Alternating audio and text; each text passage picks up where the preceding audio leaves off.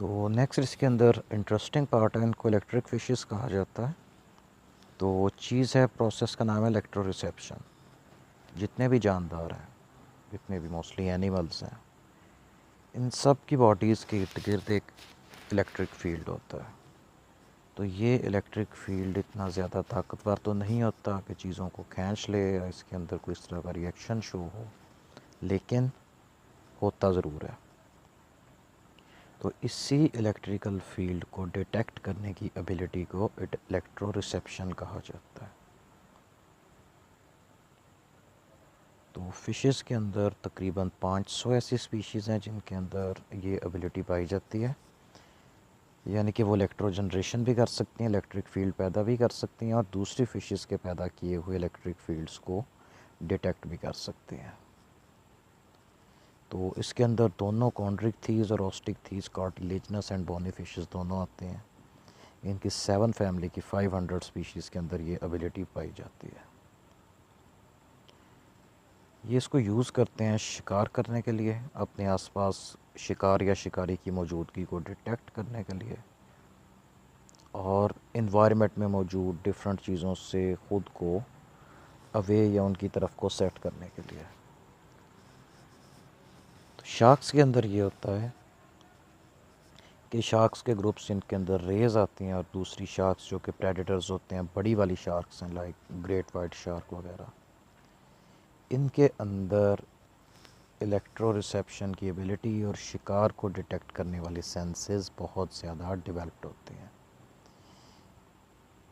इसके अंदर एक एग्जांपल है जिसको स्पाइनी डॉग फिश शार्क कहा जाता है या इसको स्क्वेलस कहा जाता है। आप लोगों ने प्रैक्टिकल में भी बनाई हुई है, इसको कॉमनली लैब के अंदर यूज़ किया जाता है। तो ये भी अपने शिकार को पकड़ने के लिए इलेक्ट्रो रिसेप्शन का प्रोसेस यूज़ करते हैं।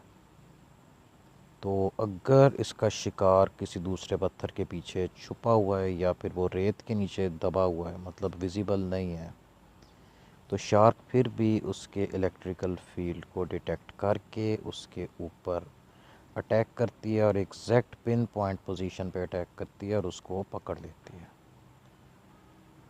हाँ, अगर यही फ़िश डेड है और उसको रेत के नीचे दबा दिया जाए तो तब शार्क उसको डिटेक्ट नहीं कर सकती, क्योंकि डेड फिश किसी भी तरह के इलेक्ट्रोमैग्नेटिक फील्ड पैदा नहीं करती। इसी तरह से अगर एक फ़िश के ऊपर पॉलीविनाइल शीट यानी कि प्लास्टिक की कवरिंग कर दी जाए तो प्लास्टिक के अंदर से करंट नहीं गुजरता, तब भी शार्क उसको डिटेक्ट नहीं कर सकती। तो शीट में कवर करने वाली एग्जांपल इसलिए है ताकि क्लियर हो जाए कि शार्क्स इलेक्ट्रिक फील्ड डिटेक्ट कर सकते हैं। अच्छा, तो ये शार्क्स के अंदर ही जो डॉर्सल और वेंट्रल साइड है, इसके अंदर जो रेड कलर के डॉट्स लगे हुए हैं ना डायग्राम के ऊपर, ये वाले ये इनकी बॉडी पे, ये मतलब वेंट्रल साइड है, चूँकि चिपटी बॉडी होती है निचली साइड पे ज़्यादा है, ऊपर वाली साइड पे कम है, लेकिन ये इस तरह से इधर से लाइन में और इधर से ऐसे, ये इसके अंदर वो वाले रिसेप्टर्स हैं जो कि इलेक्ट्रोमैग्नेटिक फील्ड को डिटेक्ट करते हैं। ठीक है, ये इलेक्ट्रो रिसेप्शन का प्रोसेस है। इसमें देखें जो राइट वाली डायग्राम है, इसमें 2 फिशेज़ हैं, एक ये है एक ये है, और दोनों फिशेज़ की बॉडीज़ के अंदर से इलेक्ट्रोमैग्नेटिक फील्ड प्रोड्यूस हो रहे हैं। तो जैसे दोनों फिशेज़ एक स्पेसिफिक डिस्टेंस पे आती हैं तो दोनों मैग्नेटिक फील्ड एक दूसरे को ओवरलैप करते हैं, जिससे इन दोनों को एक दूसरे की प्रेजेंस का पता चल जाता है। इलेक्ट्रोलोकेशन के अंदर ये होता है कि कोई भी ऑब्जेक्ट अगर एक फ़िश के मैग्नेटिक फील्ड के अंदर आता है तो उसके अंदर डिस्टरबेंस कॉज करता है। जिस तरह से ग्रीन कलर का ऑब्जेक्ट है, इसने इलेक्ट्रोमैग्नेटिक फील्ड की वेव्स को डिस्टर्ब किया, तो फ़िश को पता चल जाता है कि कोई चीज़ उसकी तरफ को आ रही है, और दूसरा ये कि वो चीज़ कितने साइज़ की है। फॉर एग्ज़ाम्पल, अगर यही ग्रीन ऑब्जेक्ट बड़े साइज़ का होता तो वेव्स को इससे ज़्यादा डिस्टर्ब करता।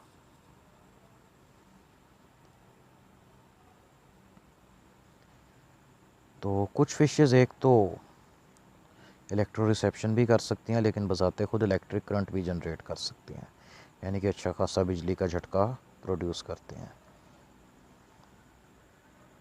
इसके अंदर इलेक्ट्रिक फ़िश है जिसको जिम्नार्कस निलोटिकस कहा जाता है।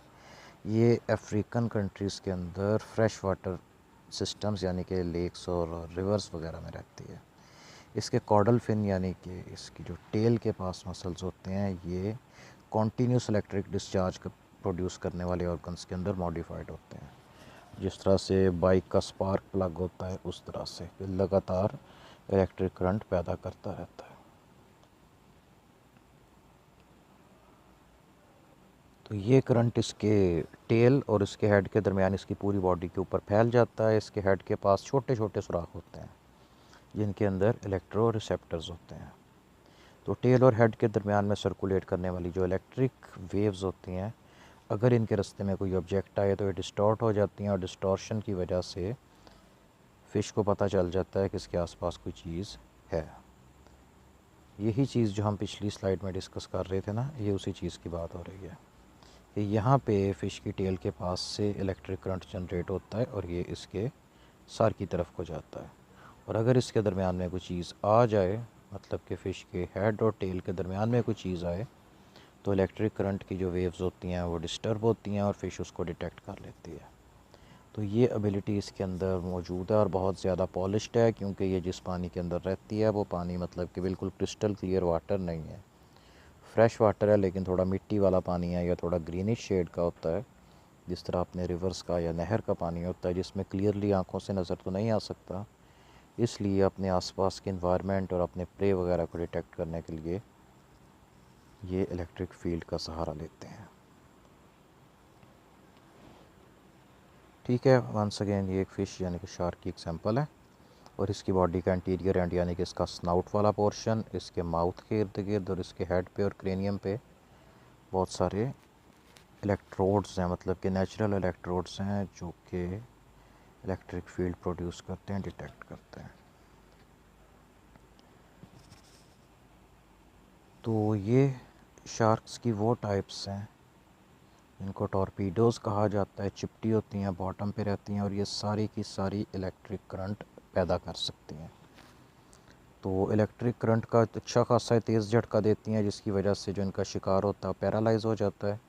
इनकी जो डॉर्सल साइड है यानी कि कमर वाली साइड है बॉडी के इधर और इधर, सिमिलरली अगर ये होगी तो बॉडी के इधर और इधर या फिर इधर और इधर, जिस तरह से पॉजिटिव और नेगेटिव वायर होती है उस तरह से इनके अंदर नेचुरल इलेक्ट्रोड्स होते हैं जो कि अच्छा खासा पोटेंशियल डिफरेंस जनरेट कर सकते हैं, जो कि 400 वोल्ट्स तक का हो सकता है। अगर फ़िश का साइज़ बड़ा होगा तो उसका पोटेंशियल डिफरेंस भी उतना ही ज़्यादा होता जाएगा, मतलब कि ये चीज़ साइज़ के साथ इंक्रीज़ करती है।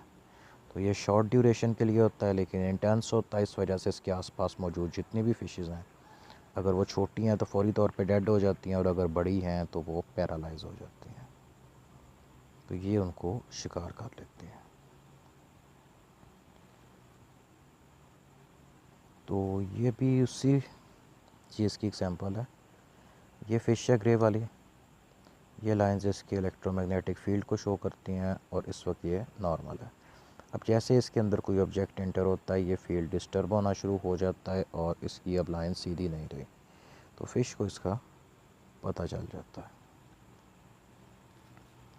नेक्स्ट इसके अंदर आती हैं इलेक्ट्रिक ईल्स और इलेक्ट्रिक रेस। तो ये करंट मारने वाली फ़िशेस के अंदर मशहूर ज़माना है। इसके अंदर फर्स्ट आती है इलेक्ट्रिक ईल, ये लंबी फ़िश होती है, सांप की तरह की बोनी फ़िश है। तो दूसरी आती है इलेक्ट्रिक रे जो इलेज़्मोब्रैंक यानी कि शार्क्स की रिलेटिव है। तो इलेक्ट्रिक ईल जो कि जीनस इलेक्ट्रोफोरस के अंदर आती है, ये साउथ अमेरिका के अंदर अमेज़न रिवर है उसके अंदर पाई जाती है। इसके अंदर इसका ट्रंक यानी कि इसकी मेन बॉडी होती है, यहाँ पे इलेक्ट्रिक करंट पैदा करने वाले ऑर्गन्स होते हैं और ये 500 वोल्ट से ज़्यादा का इलेक्ट्रिक शॉक पैदा कर सकती है। तो इलेक्ट्रिक रे जो कि नार्सीन जीनस के अंदर आती है, इसके इलेक्ट्रिक ऑर्गन्स इसके फिन्स यानी कि इसके फिन्स और इसकी मतलब कि कमर कट्ठी होती है क्योंकि चिपटी होती हैं, इसकी डॉर्सल साइड पे होते हैं। तो ये 50 वोल्ट या 50 एम्पेयर का झटका पैदा कर सकती हैं जो कि अच्छा खासा ज़्यादा होता है। तो इससे इनका जो प्रे होता है स्टन यानी कि वक्ती तौर पे सुन्न हो जाता है, या फिर ये वैसे ही मर जाता है। और अगर कोई बड़ी फ़िश इसको खाने की कोशिश कर रही है तो इस करंट की वजह से वो डिस्करेज होकर डर के ये भाग जाती है। और अगर कोई इंसान इसको छेड़ रहा है या इसको पकड़ने की कोशिश कर रहा है तो उसको फिर सारी ज़िंदगी के लिए बड़ा अच्छा सबक मिल जाता है। तो ये हो गया इलेक्ट्रिक फिशेस। नेक्स्ट आता है एक्सक्रीशन एंड ऑस्मो रेगुलेशन।